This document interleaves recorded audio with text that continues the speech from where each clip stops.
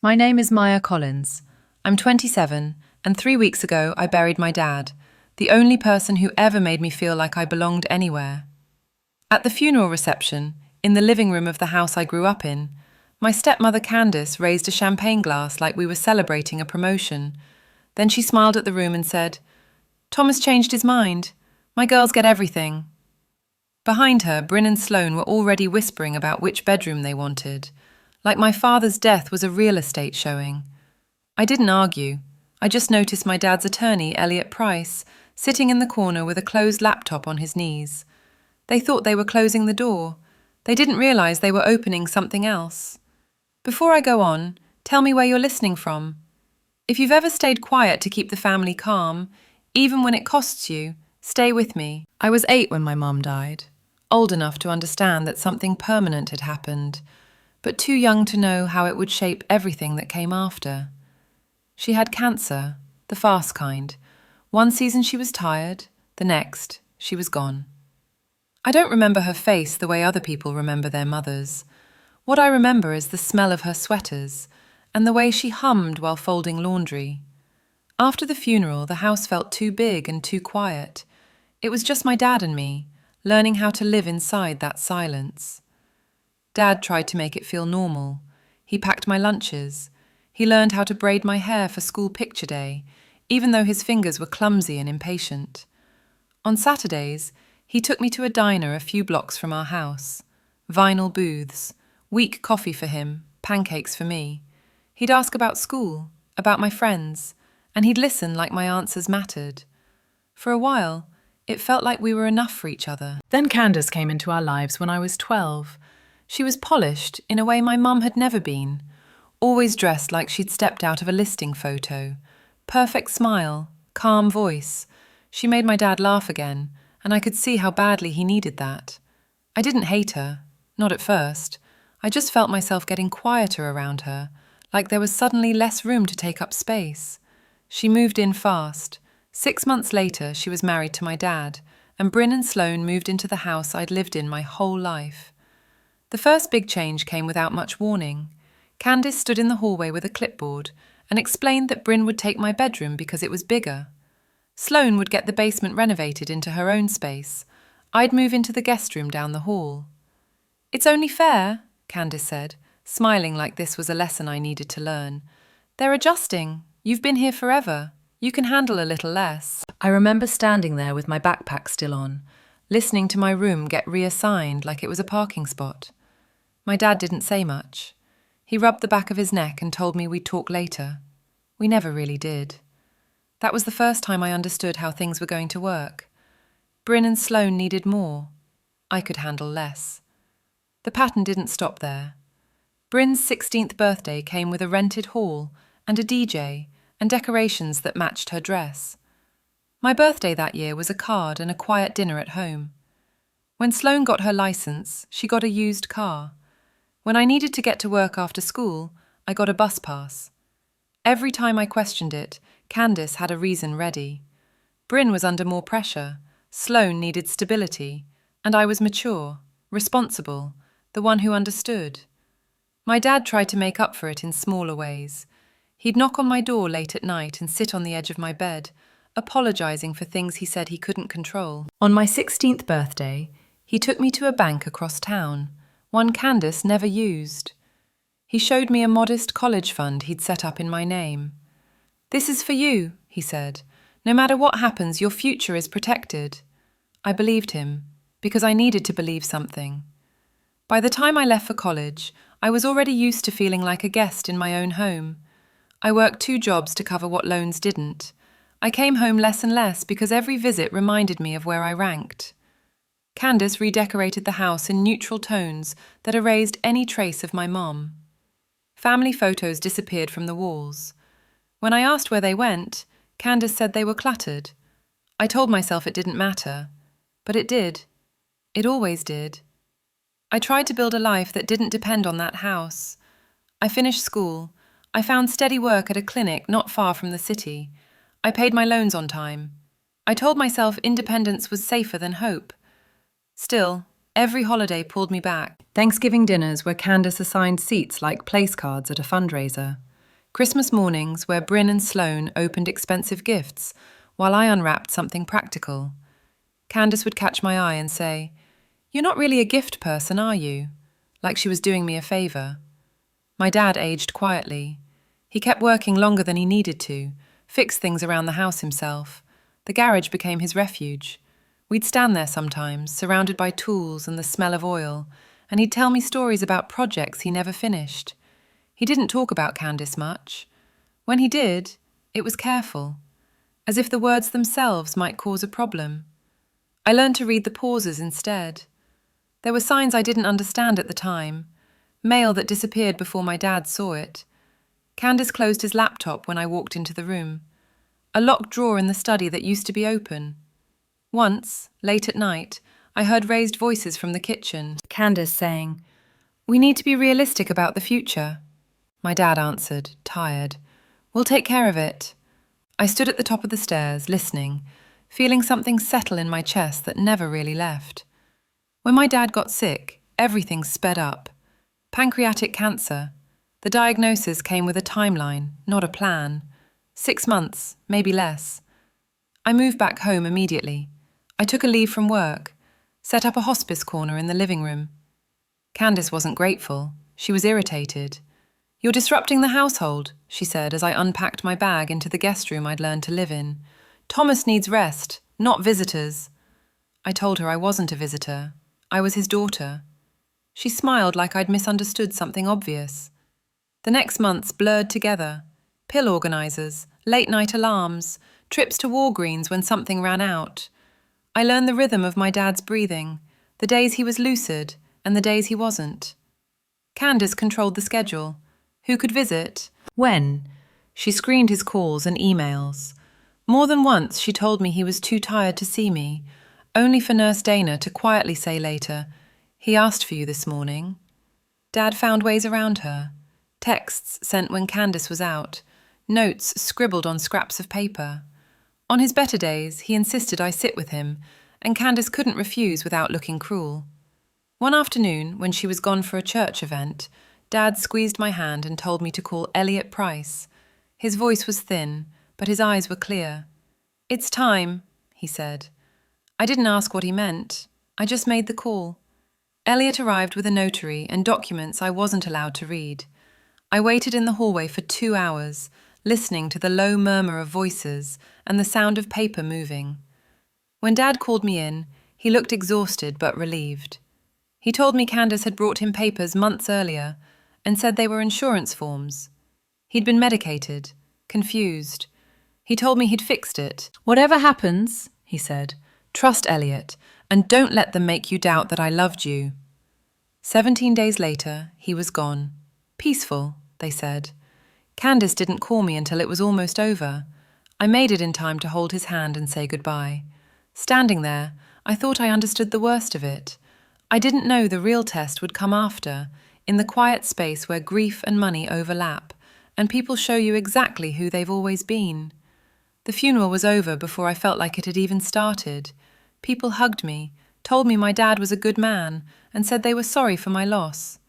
Candace accepted condolences like she was receiving compliments. Perfect posture, soft voice, dry eyes. Bryn and Sloane stayed close to her, watching me the way people watch a loose wire. Not dangerous yet, just something to keep an eye on. At the reception, Candace made sure I understood my place. She introduced me to people as Thomas's daughter, never my name, never with warmth. When someone asked if I was staying at the house, she answered for me. "Just temporarily," she said, "until things settle." I nodded because it was easier than arguing in front of strangers. That night, after the last guest left, Bryn and Sloane didn't even pretend to mourn. They walked through the house like it already belonged to them. Bryn opened doors, peered into rooms, talked about natural light and resale potential. Sloane stood in the doorway of my old bedroom, the one Bryn had taken years ago, and said she might turn it into an office. "It's such a waste as a bedroom," she said. "Dad would have wanted it functional." I stood in the kitchen, gripping the counter, listening to them plan their future inside my past. Candace watched them with a satisfied smile. When I finally spoke, it came out quiet. "Can we not do this tonight?" Candace looked at me like I'd interrupted something important. "We're just talking," she said. "There's no harm in planning ahead." The next morning, Candace started moving things. Not big things, subtle things. Family photos disappeared from the hallway. My mum's old recipe box vanished from the kitchen drawer. When I asked about it, Candace waved a hand. "I'm organising," she said. "This house needs a fresh start." I didn't argue. I started taking pictures on my phone instead, documenting what was still there, afraid of what might not be tomorrow. A few days later, I found a torn envelope in the trash. Bank logo. Not the one my dad usually used. I stared at it longer than I should have. When I asked Candace about it, she stiffened just slightly. "Your father had all sorts of accounts," she said. "You don't need to worry about that anymore." The way she said "anymore" felt final. I called the bank on the envelope the next day. The woman on the phone was polite but careful. She confirmed the account existed. Then she said something that made my stomach drop. "The account was moved," she said. "Authorized access was used." I asked who had the authority. She couldn't tell me. Privacy rules. I thanked her and hung up, my hands shaking. That was when Candace started calling me dramatic. "You're reading into things," she said when I confronted her. "Grief does that." She told Bryn and Sloane I was spiralling. I overheard Bryn say, "She's always been like this," like I was a known issue, like I'd come with a warning label. Nurse Dana caught me crying in the hallway one afternoon. She handed me a tissue and said quietly, "He asked for you earlier." I told her Candace said he was sleeping. Dana's mouth tightened. "He wasn't," she said. It was the first time someone said out loud what I'd been feeling for weeks. The day before the funeral reception, Candace told me she had a copy of the will. She said it casually, like she was talking about groceries. "Thomas wanted to make sure everything was clear," she said. "No confusion, no fighting." She looked straight at me. "You'll receive a small request." "Of course. He loved you. But Bryn and Sloane needed more support." I didn't respond. I couldn't. Something inside me had gone very still. Later that night, Bryn cornered me in the hallway. "You really think you deserve the same as us?" she asked, not bothering to lower her voice. "For what?" I didn't answer. There was nothing I could say that would matter. At the reception, Candace announced it anyway, loud enough for everyone to hear. She smiled as she said it, like she was proud of how generous she'd been. I felt every eye in the room turn toward me, full of pity or judgment. I was still standing there when I noticed Elliot Price in the corner, watching Candace with an expression I'd never seen before. He didn't look surprised. He looked prepared. Candace didn't notice Elliot at first. She was too busy managing the room, making sure people heard her version before anyone asked questions. When someone offered condolences about my dad, she corrected them gently. "He wanted us taken care of," she said. "All of us." Her hand rested on Bryn's shoulder like proof. I stayed near the wall, nodding when people spoke to me, saying thank you when they said they were sorry. I felt hollow, like I was watching myself from a few feet away.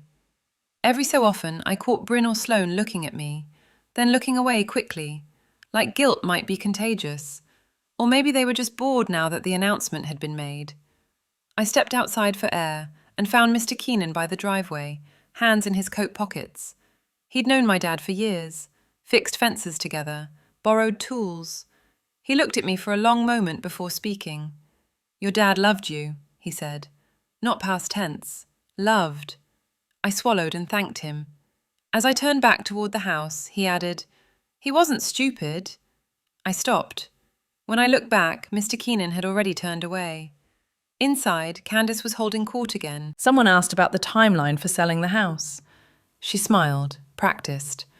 "We're still deciding," she said, "but my girls have some ideas." Bryn laughed, already comfortable in the role. Sloane pulled up photos on her phone, showing a cousin inspiration pictures for a remodel. White walls, open shelving, no trace of what the house had been. I walked past the study and noticed the door was closed. It used to be open. Inside that room were my dad's papers, his desk, the drawers he never locked. I tried the handle. Locked. When I turned around, Candace was watching me. "That's private," she said. There's no reason for you to be in there. The way she said you made it clear she meant more than just the room. I found Elliot in the corner a few minutes later. He hadn't moved, laptop still closed. When he saw me, he gave a small nod. Nothing reassuring, just acknowledgement. Candace noticed us then. Her smile tightened. "Elliot," she said, loud enough for people nearby to hear. "I was just telling everyone how clear Thomas was about his wishes." Elliot didn't answer right away. He looked at Candace the way someone looks at a document they've already read. Bryn leaned toward me as Elliot stood. "Don't do this," she whispered. "You're embarrassing yourself." Sloane wouldn't meet my eyes. Candace stepped forward. "This isn't the time," she said. "We can talk later." Elliot finally spoke. His voice was calm, professional. "You chose the time," he said. "You chose the place." People started to quiet down, drawn by the shift in tone. Candace laughed softly, like this was all a misunderstanding. "The will is very clear," she said. "I have a copy." Elliot opened his laptop and set it on the table beside the flowers. "You have a document," he said evenly. "Thomas has the truth." Candace's smile faltered, just for a second. Enough for me to see it. Enough for Bryn and Sloane to notice something was wrong. The room felt smaller suddenly, the air heavier. Elliot's hand hovered over the keyboard. I realized then that whatever my dad had done, he'd known this moment would come. He'd planned for it. And Candace, for all her preparation, hadn't seen it coming. The room went quiet in a way that didn't feel polite. It felt alert. The chairs stopped scraping. Conversations cut off mid-sentence. Someone turned down the music without being asked. Elliot didn't rush. He waited until Candace finished laughing, until the sound of it landed wrong in the silence.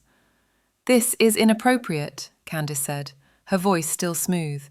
"This is a funeral reception." "You announced the will at a funeral reception," Elliot replied. He didn't raise his voice. He didn't need to. Thomas anticipated that. He pressed play. My dad appeared on the screen, seated in a familiar chair from the living room. He looked thinner than I remembered, smaller, but his eyes were clear, sharp in a way I hadn't seen in months. The room seemed to lean toward him. "If you're watching this," he said, "then I'm gone. And if Elliot is playing it here, it means Candace has done exactly what I expected her to do." Candace sucked in a breath. Bryn froze. Sloane's hand tightened around her phone. 3 months ago," my dad continued, "Candace brought me documents to sign. She told me they were insurance forms.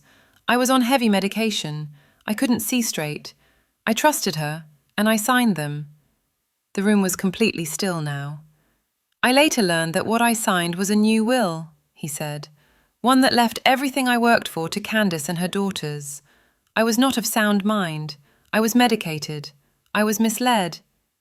Candace shook her head, stepping forward. "That's not—" Elliot raised a hand. Not toward her, toward the room. "This video," my dad said, "is my legal testimony. I am revoking that document entirely. I am doing so in full capacity, witnessed by my attorney, an independent notary, and 2 physicians who have examined me and confirmed my mental state." I felt my knees weaken. I gripped the back of a chair and stayed standing. "My true wishes are simple," my dad said.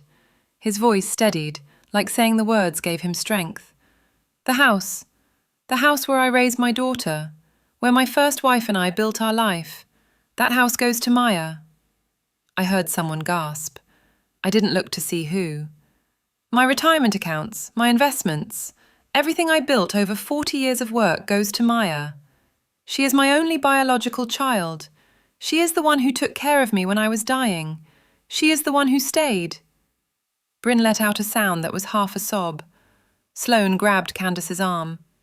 "You isolated me," my dad said, looking directly into the camera. "You screened my calls. You intercepted my mail. You told my daughter I was too tired to see her when I was asking for her. I watched you do it, and I waited." Candace was shaking now, not quietly, not elegantly. "Your daughters are not bad people," my dad said, "but they are not my responsibility. They have a father. I will not reward entitlement from beyond the grave." "No," Bryn said. "You said he wasn't lucid. You said—" You will receive what the law requires me to leave a spouse, my dad said. Nothing more. He paused, his breathing laboured. Then his voice softened. Maya, he said, and I felt my chest crack open. I'm sorry I didn't protect you sooner. I was lonely. I was weak. I thought keeping the peace was the same as doing the right thing. I was wrong. You mattered. You always mattered. The screen went dark. No one spoke. Candace collapsed into a chair, sobbing in a way that had nothing to do with grief. Bryn and Sloane were arguing in whispers that sounded sharp and desperate. People stared at me like they were seeing me for the first time. Elliot closed the laptop. The documents are filed, he said. The will is ironclad. Contest it if you want. You'll lose. He turned to me. I'll need you in my office tomorrow. I nodded. I couldn't speak. Candace reached for my arm as I walked past her. You manipulated him, she hissed. I looked at her once. I loved him, I said. That's all I ever did. Then I walked out of the house that was finally mine, leaving them behind with the truth they never thought would surface. I didn't go back inside after that. I stood on the front steps for a long time, breathing in the cold air, listening to the muffled sounds of a family coming apart behind closed doors. For the first time in weeks, my chest felt tight but steady, like something had finally locked into place. Elliot called me later that night. His voice was the same as always. Even, practical. He told me when to come in, what documents to bring, what the next steps would look like. Probate timelines, transfers, things that sounded boring and ordinary. That was comforting. It meant this wasn't just emotion, it was real. When I hung up, I sat in my car and watched the house through the windshield, lights moving inside, shadows crossing windows, Candace packing, Bryn and Sloane arguing. I didn't feel satisfied. I didn't feel cruel. I felt finished, like I'd finally been given permission to stop shrinking myself to make room for them. Later that night, I opened my phone and watched my dad's video again. Not the part where he talked about documents or lies. The end. The part where he smiled and told me I mattered. I watched it twice. Then I saved a copy somewhere safe. The next morning, as I gathered my things to bring to Elliot's office, I found something I hadn't noticed before. A small key taped inside one of my dad's old notebooks. No label, no explanation, just a key, placed carefully where I'd eventually look. My stomach tightened, not with fear, but with focus. I didn't know yet what had opened. A box, a drawer, a door I hadn't seen. But I knew one thing for certain. My dad hadn't told me everything in that video. He'd given me the truth. And he'd left me something else to find. They thought the paperwork was the end of it. They were wrong. For the first time in my life, I wasn't afraid of what came next. I was paying attention. The house was quiet the first morning. It was legally mine. Not the awkward quiet from before, when I was trying not to disturb anyone. This was a different kind. Empty. Settled.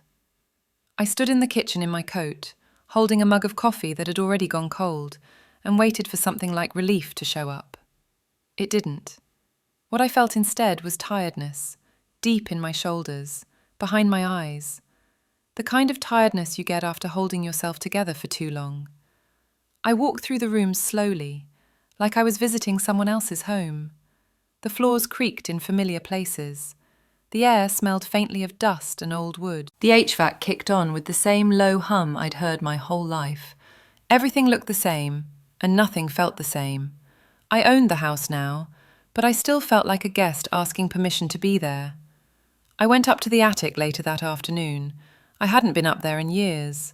Candace hated it, said it was messy, unnecessary. I pulled the string and watched the ladder drop, the air changing as soon as I climbed up. It smelled like cardboard and fabric and time.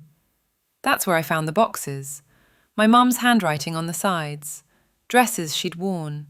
Photo albums Candace had claimed were donated. I sat on the floor and opened one carefully, my hands steady even when my chest wasn't. My dad had hidden them, protected them. He hadn't protected me the same way, not when it mattered most, and that truth sat heavy. I didn't cry. I just stayed there longer than I planned, letting the quiet do what it needed to do.